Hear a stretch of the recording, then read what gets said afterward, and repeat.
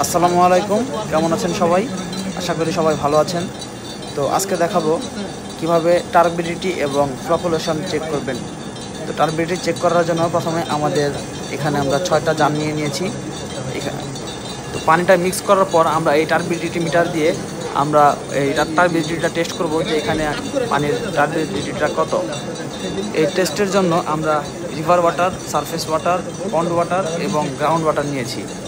এরপর আমরা আমরা এই মিটারের মাধ্যমে টার্বিডিটি টেস্ট করার পর আমরা এই ওয়াটারের সবগুলোর পিএইচ এবং টিডিএস নির্ণয় করব।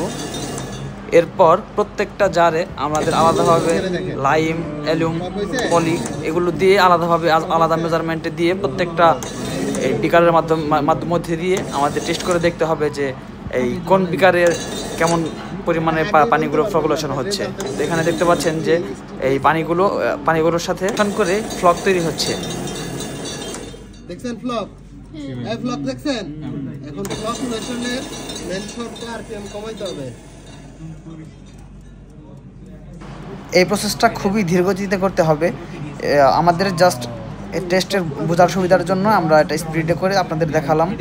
কিন্তু এই যে এখন যেভাবে দেখতে পাচ্ছেন, তো এইভাবে এরকম স্লোলি আমাদের এই টার্বিডিটিটার স্লোলি ফ্লকুলেশন টেস্টটা হবে। তো এইভাবে আমাদের আলাদাভাবে টেস্ট করে দেখতে হবে আমাদের কত কম কেমিক্যাল ইউজ করে আমরা পানিটা কত পিওরভাবে আমরা ডিসচার্জ করতে পারি। তো এটাই। একটা খারাপ পানিকে একদম খাবার পানি পর্যন্ত রূপান্তর করা সম্ভব।